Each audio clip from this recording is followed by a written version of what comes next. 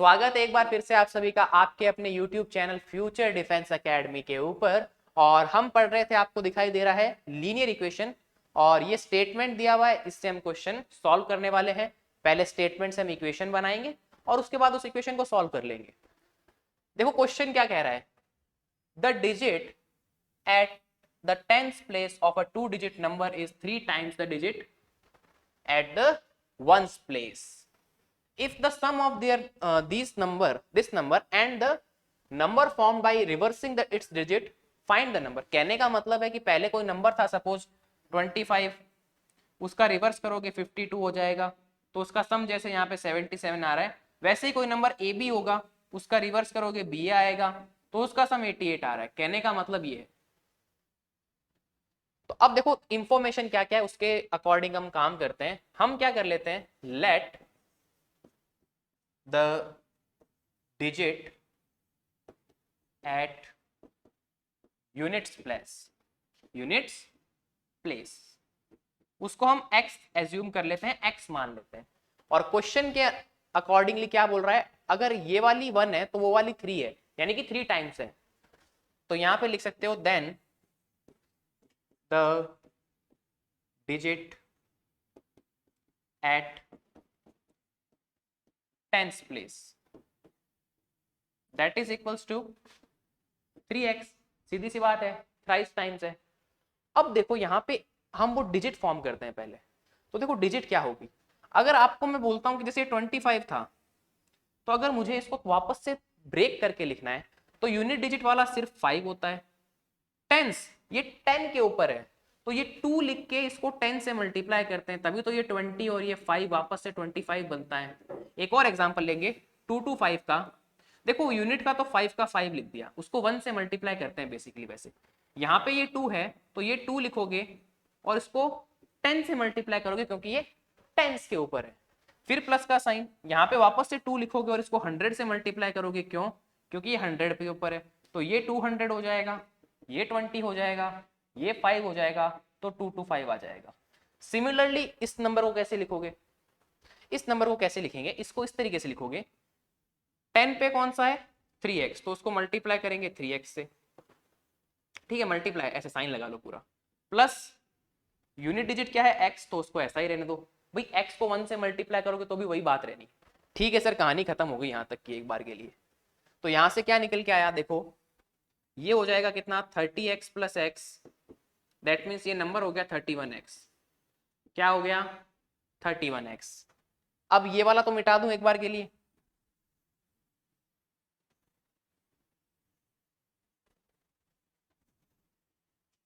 ये तो बेसिक सी चीजें समझ में आ गई होगी। अब देखो, अब रिवर्स करने पे क्या खेल होता है उसको देखें। यहां पे हम देखते हैं बाय रिवर्सिंग, बाय रिवर्सिंग। अब देखो रिवर्स करेंगे तो जो यूनिट डिजिट है वो टेंस हो जाएगी और टेंस वाली यूनिट हो जाएगी।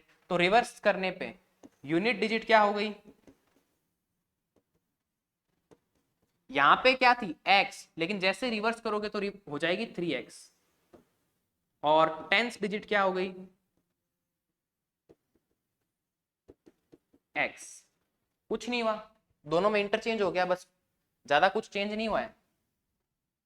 पहले आपकी यूनिट डिजिट x थी, अब 3x हो गई। पहले आपकी टेंस डिजिट 3x थी, अब x हो गई। उल्टा कर दिया प्रोसेस। अब ये वाली डिजिट क्या होगी, सेम कर लो, कोई दिक्कत नहीं है। 10 इंटू एक्स प्लस का 3x, जैसे इसको ऐड करोगे ये हो जाएगा 10x plus 3x, that is यहां से निकल के आएगा आपका 13x। कितना 13x। ये 31 है और वो 13 है, और दोनों का सम कितना बोला हुआ है, देखो 88। यहाँ पे दोनों का सम कितना था 88, तो दोनों को रख दीजिए। 31x plus 13x is equals to 88। देखो 31 और 13 को ऐड करोगे तो आएगा 44, और ये x, और यहाँ पे 88।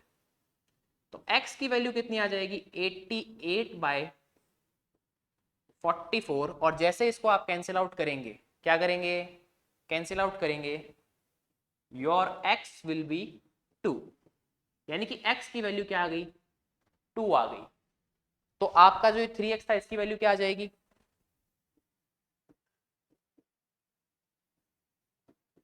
6 आ जाएगी। तो अब जो नंबर बना है वो नंबर क्या बनेगा, देखो नंबर बनेगा 62। क्यों, देखो 6 आएगा और यहाँ 2 आ जाएगा, नंबर आएगा 62। अब 62 आने का रीजन ये है क्योंकि इसने बोला है कि जो सेकंड डिजिट है या जो टेंस पे है ये थ्राइस है इसका। देख लो ये 2 है, ये 2 है और ये 6 इसका 3 टाइम्स है, तो 62 लेंगे। अगर ऐसा होता कि यूनिट डिजिट थ्राइस है, यूनिट डिजिट थ्राइस है, उस कंडीशन के अंदर हम इसको ले लेते।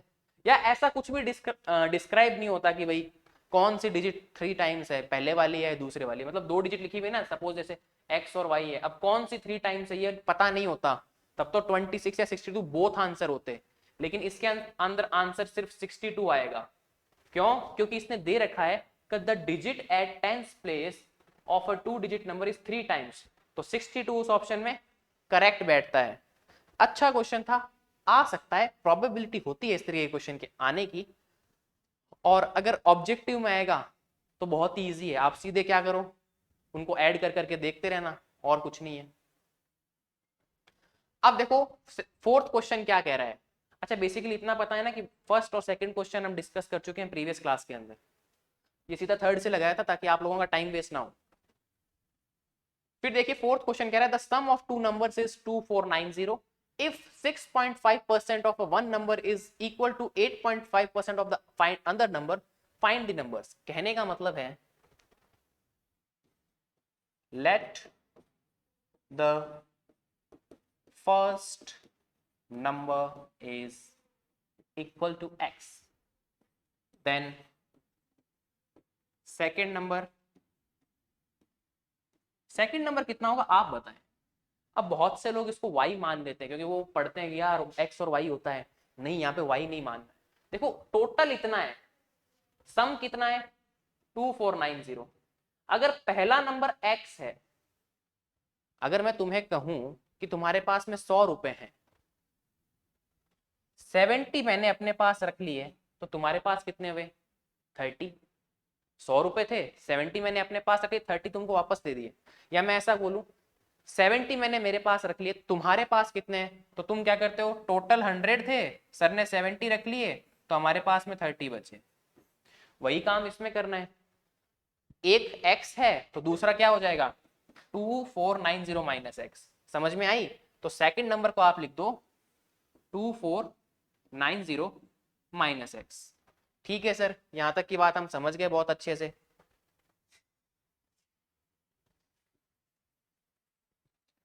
नॉट वाला सिस्टम ठीक होता है, यूं करते हैं सारा का सारा फिनिश हो जाता है, इसमें मिटाना पड़ता है पेंसिल से। अब देखो क्या कह रहा है, 6.5% of one number is equal to the 8.5% of the other. तो इसमें किसी भी नंबर का 6.5 ले लो और किसी का भी 8.5 ले लो, आंसर पे कोई इफेक्ट नहीं पड़ेगा बेसिकली, क्योंकि इसने स्पेसिफिकली बोला नहीं कि कौन सा नंबर है। तो बस मैं क्या करता हूं, इसका ले लेता हूं 6.5, क्या ले लेता हूं 6.5, तो 6.5% of x is equals to 8.5, 8.5% of other number कौन सा है 2490 माइनस एक्स। ये बात है। अब आप सबको पता है परसेंटेज हटाना है तो नीचे क्या लगेगा 100 लगेगा, तो ये हो जाएगा 6.5 upon 100 into x is equal to 8.5 upon 100, और यहां आ जाएगा 2490 माइनस एक्स। बेसिकली ऑफ का मतलब मल्टीप्लाई ही होता है। अब देखो क्या होगा, 100 से 100 सीधा कैंसिल आउट कर दो, कोई दिक्कत नहीं है। एक पॉइंट यहाँ और एक पॉइंट यहाँ है, सीधा पॉइंट से पॉइंट उड़ा दो, कोई भी दिक्कत नहीं है। हुआ क्या 65x is equals to 85 2490 minus x. अब क्या करो 5 की टेबल से फिर उड़ाते हैं, 5 की टेबल से इसको उड़ाओगे, यहाँ आएगा 13, यहाँ आएगा क्या 17। तो बेसिकली हुआ क्या, मैं इसको नेक्स्ट लाइन में ऐसा लिख सकता हूं क्या, देखिएगा ढंग से, यहां बचा 13 ये देखो, और ये x, तो 13x, यहां बचेगा 17 और ये पूरा ब्रैकेट, तो 17 2490 माइनस एक्स।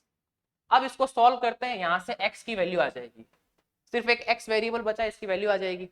तो मल्टीप्लाई करते हैं पहले, 13x is equal to 17 into 2490 minus 17x।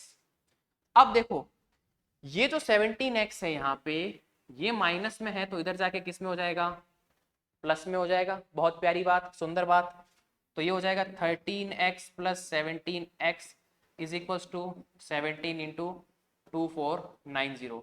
मैं मल्टीप्लाई इसलिए नहीं कर रहा हूं ताकि मैं जैसे यहाँ से सॉल्व करके जो 30 निकालूंगा वो सीधा इसके अपॉन में लगा के पहले कैंसिल आउट करूंगा, फिर मल्टीप्लाई के बारे में सोचेंगे। तो ये हो जाएगा 30x is equals to 17 into 2490। तो यहाँ पे ये मल्टीप्लाई में है तो उस तरफ जाके डिवाइड में हो जाएगा। तो 17 इंटू 2490 अपॉन 30। अब इसको कैंसिल आउट करते हैं। देखो 0 से 0 कैंसिल आउट हो गया। अब 3 की टेबल पढ़ते हैं तो देखो 3 1 जा 3, 3 8 जा 24 और फिर ये आ जाएगा कितना, 3 3 जा 9, तो ये आ गया 83। तो x की वैल्यू आ गई 17 इंटू 83, सीधा का सीधा कितनी आ गई, 17 इंटू 83। अगर सोचो मैं इसको यहीं पे मल्टीप्लाई कर लेता इस वाले नंबर को, या चलो यहाँ कर लेता, तो पहले मल्टीप्लाई करता फिर डिवाइड करता, ऐसा नहीं करना है। ये कैलकुलेशन मेरे लिए बहुत ईजी है बजाय इसके करने के। तो पहले इसको मल्टीप्लाई करके देख लेते हैं। 83 इंटू 17 कितना आता है, 7 से करोगे 1, 2 कैरी आ जाएगा, यहां से करोगे 58, फिर कर दो 83, 1 1 और ये आ जाएगा कितना आपका 14। 1411 आ रहा है, देख लो सही है, कोई दिक्कत है किसी को, होनी नहीं चाहिए वैसे। 1411 आ जाएगा यहाँ पे, 1411 रुपीज। ये तो x की वैल्यू है। और अगर मुझे दूसरा नंबर भी निकालना है तो इसमें से माइनस कर लो, तो यहाँ आ जाएगा 2490 माइनस 1411। जैसे ये माइनस करोगे ये आ जाएगा 9, ये आ जाएगा 7, भाई इसमें से माइनस किया 9, यहाँ 8 में से माइनस किया 7, फिर ये 14 में से 14 चला जाएगा क्या, बताओ, बिल्कुल चला जाएगा बच्चों। तो यहाँ आ जाएगा 0 और यहाँ आ जाएगा 1, यानी कि 1079 रुपीज। तो दोनों वैल्यूज आ गई आपके पास, कौन कौन सी, 1411 एंड दूसरी क्या थी 1079, और ये दोनों रुपीज में, तो आप यहाँ पे रुपीज लगा लेना। अब कुछ के क्वेश्चन ये राइज होता है कि सर अगर हम 6.5 को इधर कर देते और इसको इधर कर देते तो क्या फर्क पड़ता। बेसिकली वो ऐसा चाहते हैं कि अगर ऐसा होता तो क्या इफेक्ट पड़ता।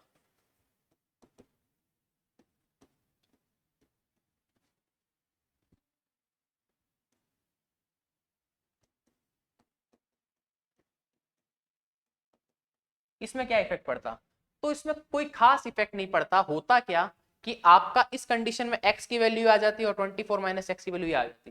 कहने का मतलब है आप इन दोनों को उल्टा करते, यहाँ पे आंसर उल्टे हो जाते, अल्टीमेटली वही सॉल्यूशन रहेगा, क्योंकि इसने कुछ बोला नहीं है। यही है मैथ्स का जादू। अगर आप फॉर्मेट सही कर रहे हैं तो हो सकता है आपका तरीका अलग हो, एग्जामिनर का तरीका अलग हो, मेरा अलग हो, लेकिन आपको रूल्स पता है, बेसिक आता है, बेसिक अंडरस्टैंडिंग सब्जेक्ट के साथ अच्छी है, तो मैथ्स आपको नंबर पूरे दिलवाने की गारंटी रखता है। भाई किसी भी क्वेश्चन के अंदर मैथ्स में मैं ये कहना चाहता हूँ, आरआईएमसी का पेपर बेसिकली उसकी बात करें तो, क्योंकि बाकी जो क्वेश्चंस होते हैं ना, चलो इसको पहले एक बार अच्छे से देख लो, देख लिया होगा। अब मैं इसको एक बार हटा देता हूं ताकि आप मेरी बात ध्यान से सुनो। मैं ये कहना चाहता हूं कि अगर बेसिकली हम देखें तो जो आपका ऑब्जेक्टिव पेपर होता है उसमें तो कोई इफेक्ट पड़ता नहीं है। आप चाहे कैसे भी सॉल्व करो, आपको गोला काला करना है, या गोला भरो प्रतियोगिता भी कहते हैं इसको। तो जो गोला भरो प्रतियोगिता है आपकी, या जिसमें ऑब्जेक्टिव आता है, उसमें तो आपने अगर सही टिक किया है तो आपको नंबर मिलेगा, अदरवाइज नहीं मिलेगा। लेकिन जो डिस्क्रिप्टिव पेपर होते हैं आरआईएमसी के अंदर, उसके अंदर मान लो चाहे जैसे इंग्लिश का पेपर है, बेसिकली दो ही डिस्क्रिप्टिव होते हैं, एक इंग्लिश का होता है और एक आपका मैथ्स का होता है। तो इंग्लिश के अंदर वो हो सकता है कि भैया आपने कोई जैसे लेटर लिखा, या आपने कोई एप्लीकेशन लिखा, कोई पैराग्राफ लिखा, कोई शॉर्ट नोट लिखा, या कुछ भी किया XYZ, तो वहां पे क्या होगा, उस टीचर की मर्जी है कि वो आपको 5 मार्क्स का लेटर या 5 मार्क्स का पैराग्राफ है तो उसमें 2 3 4 4.5 3.5 कितने भी दे दे, उसको कोई पूछने वाला नहीं है। लेकिन मैथ्स ऐसा सब्जेक्ट है कि अगर आपने प्रोसेस सही फॉलो किया है, प्रोसेस स्टार्टिंग का जो प्रोसेस है, स्टार्ट सही किया है, प्रोसेस सही है, कैलकुलेशन अच्छी है, काट छांट नहीं है, और आंसर लास्ट में परफेक्ट है, अगर आपने ऐसा कर दिया है तो टीचर आपका नंबर काट ही नहीं सकता। बस आपको ध्यान क्या रखना है, स्टार्टिंग प्रोसेस,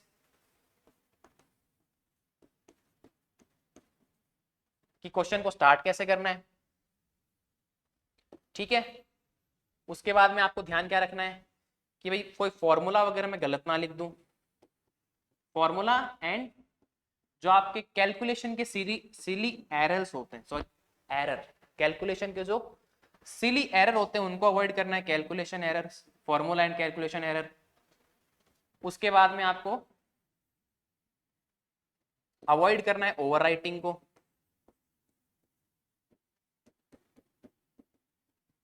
फिर आपको क्या करना है, आंसर लिख देना है अच्छे तरीके से, बस क्लियर आंसर आपका। अगर ये चारों चीजें सही है तो आपको उस क्वेश्चन के अंदर पूरा मार्क्स मिलेगा। ये चीज इंग्लिश या एसएसटी किसी पेपर में ऐसी नहीं होगी। अगर ये चारों चीजें सही है तो मैथ्स में आपको पूरा नंबर मिल जाएगा। आप अगर इंग्लिश में हेडिंग सही डालो, पूरा पैटर्न फॉलो करो लेटर का, चाहे ऑफिशियल है या फॉर्मल या इनफॉर्मल कुछ भी हो, उसमें आप पूरा पैटर्न फॉलो करो, सब कुछ लिख दो, उसके बाद में भी ये पॉसिबिलिटी नहीं है कि आपको नंबर पूरा मिल जाएगा, और 100% नहीं मिलेगा पूरा, ये लिख के दे देता हूं मैं। बहुत कम ऐसे लोग हैं जिनको पूरा मिलेगा, 0.1% लोग होते हैं जिनको पूरा मिलता है, यही कहानी है। लेकिन अगर मैथ्स में आपने सही किया है तो आपको पूरा नंबर देगा, बस ये फायदा है इसका, और ये नुकसान भी है, दो धारी तलवार है ये। अब देखो लास्ट क्वेश्चन देखते हैं। The width of a rectangle is 3/4 times of its length if the parameter is 2110 या 210, find the dimension of rectangle, ठीक है। और मैं इसमें मेंसुरेशन पढ़ा चुका हूं, तो मैं इसमें क्वेश्चन ऐड करता हूं, फाइंड एरिया, ये मैंने और ऐड कर दिया। तो वो क्या बोल रहा है कि विड्थ जो है वो लेंथ की 3/4 है, तो आप पहले लेट अस एज्यूम, लेंथ को हमने एज्यूम कर लिया बच्चा x, तो विड्थ कितनी हो गई, विड्थ है 3/4 ऑफ लेंथ, दैट मीन्स आपकी ब्रेथ हो गई 3/4 ऑफ x, ठीक है, बहुत प्यारी बात। अब वो कह रहा है पैरामीटर क्या है, पैरामीटर, पैरामीटर की वैल्यू दे रखी है 210, ठीक है भाई। और पैरामीटर का फॉर्मूला क्या होता है, 2l+b इज इक्वल्स टू 210। अब वैल्यूज रख देते हैं, देखो ये लेंथ है तो ये l हो गई, ये b हो गई, इनको रख देते हैं। देखो सबसे पहले तो 2 से ये कैंसिल आउट कर लो, इसको 105 कर लो, पहले ही कर सकते हैं, l+b यानी कि x plus 3/4 of x is equals to 105, ये हुई अभी तक की कहानी। अब इसका एलसीएम लोगे तो क्या आएगा, सीधा इसको इससे मल्टीप्लाई कर दो, 4x plus 3x upon 4 is equals to 105। अब देखो इस 4 को यहां मल्टीप्लाई कर दो एक बार के लिए, क्या कंडीशन बनेगी वो देखते हैं, आइए। तो 4x और 3x हो जाएगा 7x is equals to 105 into 4, और x की बात करेंगे तो ये हो जाएगा 105 इंटू 4, यहाँ पे क्या था ये मल्टीप्लीकेशन में, तो यहाँ आ जाएगा ये डिवीजन में। अब यहाँ पे इसको कैंसिल आउट कर लेते हैं प्यार से, तो देखो 7 की टेबल्स जैसे ही पढ़ोगे ये आ जाएगा कितना 15। क्लियर है यहाँ तक की बात, अच्छे से क्लियर हो रहा है या नहीं हो रहा है, बोलो। चलो नहीं हो रहा है तो भी हो जाएगा। तो x की वैल्यू क्या आ जाएगी 15 इंटू 4 60, x की वैल्यू क्या आ गई 60, और किस में आएगी मीटर में, x की वैल्यू हो गई 60 मीटर, तो लेंथ कितना हो गया 60 मीटर।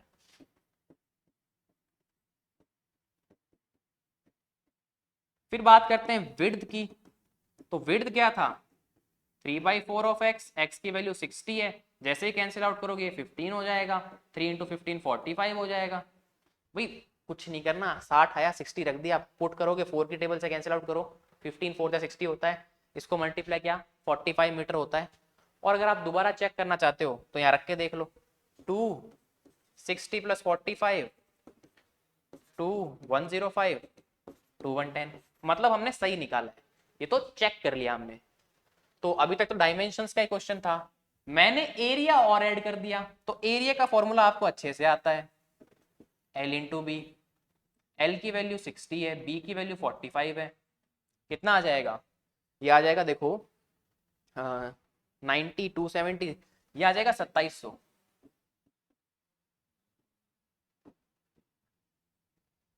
ठीक है, 2700 मीटर स्क्वायर आ जाएगा। तो बहुत ही बेसिक सा क्वेश्चन था। देखो हर क्वेश्चन अपनी कहानी खुद कहता है, हर क्वेश्चन अपनी कहानी खुद बताता है, सुनने वाला चाहिए कि भाई क्या डिमांड है इसकी।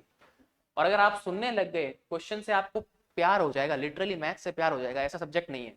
दो ही सब्जेक्ट ऐसे हैं, मैथ्स एंड फिजिक्स, जो इंटरेस्टिंग होते हैं काफी, क्योंकि उसमें रटना कम पड़ता है, सीधा आप एग्जाम्पल्स कह सकते हो, या आप कह सकते हो बेसिकली प्रैक्टिकल पॉसिबल है।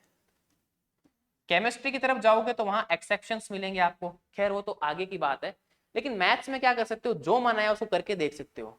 फिजिक्स में भी कुछ कुछ ऐसा ही होता है, जब आप हाई लेवल पे जाके फिजिक्स पढ़ोगे, मैथ्स पढ़ोगे, तो पता चलेगा आपको। बेसिकली एनडीए की तैयारी भी करेंगे यहाँ वाले बच्चे, तो वो आगे मैथ्स और फिजिक्स तो पढ़ने वाले हैं, लंबा नाता है। तो मेरी बात याद रखना, आपकी अगर मैथ्स अच्छी है तो आपकी ऑल्टरनेट फिजिक्स अच्छी होगी ही होगी। ये दोनों भाई हैं, साथ साथ चलते हैं, मैथ्स एंड फिजिक्स। ये अच्छी है तो ये भी अच्छी है। जिसकी मैथ्स थोड़ी वीक होगी उसकी केमिस्ट्री वाला पोर्शन अच्छा हो जाएगा, क्योंकि जिसकी मैथ्स वीक है उसको रटंत विद्या अच्छी आती है, तो फिर वो केमिस्ट्री यानी कि सी वाला पोर्शन, जो केमिस्ट्री का पोर्शन है, वो सही चलता है उसका। ठीक है, तो मिलते हैं नेक्स्ट क्लास के अंदर, और देखता हूँ इसमें कुछ क्वेश्चंस आपके लिए और मिल जाए तो और बेहतर होगा। कोशिश करता हूँ कुछ क्वेश्चंस आपके लिए और लेके आऊँ, तब तक के लिए पढ़ते रहें, और ठीक है, हैप्पी इंडिपेंडेंस डे। तो मिलते हैं नेक्स्ट क्लास के अंदर। जय हिंद, जय भारत।